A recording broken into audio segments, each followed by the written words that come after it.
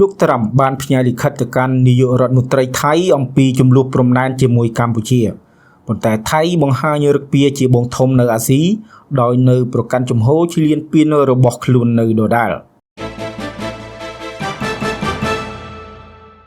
នាយករដ្ឋមន្ត្រីថៃលោកអនុทิនច័ន្ទវីរៈកុលបាននិយាយនៅថ្ងៃប្រហ័សទី9 ខែតុលានេះថាប្រធានាធិបតីសហរដ្ឋអាមេរិកលោកដូណាល់ត្រាំបានផ្ញើលិខិតមួយច្បាប់ទៅកាន់នាយករដ្ឋមន្ត្រីថៃដោយនិយាយថាលោកចង់ឃើញប្រទេសនិងប្រទេសជិតខាងកម្ពុជាដោះស្រាយភាពតានតឹងនៅតាមព្រំដែនលោកអនុทิនបានថ្លែងនៅក្នុងសន្និសីទសារព័ត៌មានថាលោកនឹងឆ្លើយតបទៅកាន់ប្រធានាធិបតីសហរដ្ឋអាមេរិកជាមួយនឹងគោលជំហររបស់ថៃហើយប្រសិនបើកម្ពុជាធ្វើតាមលក្ខខណ្ឌរបស់លោកថៃបានត្រៀមខ្លួនរួចជាស្រេចដើម្បីអនុវត្តតាមដំណើរការនេះលោកអនុทิនបានដាក់លក្ខខណ្ឌថាថៃបានត្រៀមខ្លួនរួចជាស្រេចក្នុងការចរចាប្រសិនបើកម្ពុជាអាចដកអាវុធធុនធ្ងន់ចេញពីតំបន់ព្រំដែនដោះសម្អាតមីនបង្ក្រាបអ្នកឆបោកតាមអ៊ីនធឺណិតនិងជំលះប្រជាពលរដ្ឋនៅតាមព្រំដែនដែលថៃអះអាងថារស់នៅលើទឹកដីរបស់ខ្លួនកាលពីថ្ងៃពុធនៅពេលដែលអ្នកសារព័ត៌មានសួរថា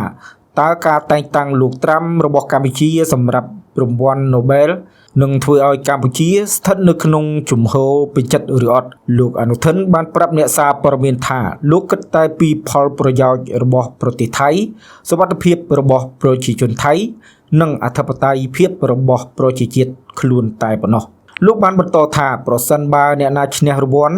ល្អសម្រាប់ពួកគេប៉ុន្តែវាមិនពាក់ព័ន្ធទៅនឹងអ្វីដែលថៃធ្វើនោះទេ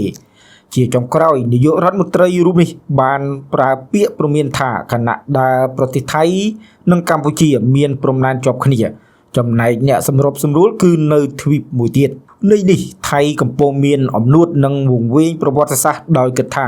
ខ្លួនឯងជាបងធំនៅអាស៊ានឬជាប្រទេសដែលមានឥទ្ធិពលមួយនៅទ្វីបអាស៊ីដោយមិនចង់ឲ្យប្រទេសនៅទ្វីបដទៃលូកដៃ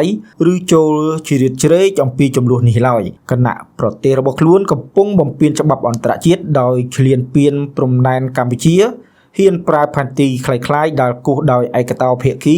ឃ្លានសង្គ្រាមដោយប្រើកម្លាំងយោធា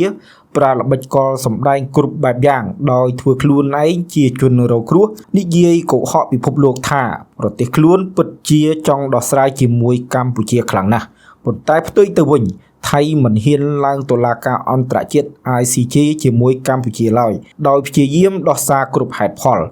ហើយអ្វីដែលកាន់តែហួសចិត្តទៀតនោះសូម្បីតែការចរចាទ្វេភាគីដូចជាគណៈកម្មាធិការព្រំដែនទូតថៃកម្ពុជា GBC គណៈកម្មាធិការព្រំដែនរួម JBC និងគណៈកម្មាធិការព្រំដែនប្រចាំតំបន់ OBC គោថៃតែងតែកិច្ចវេះលើកពើប្រជុំផងដែរ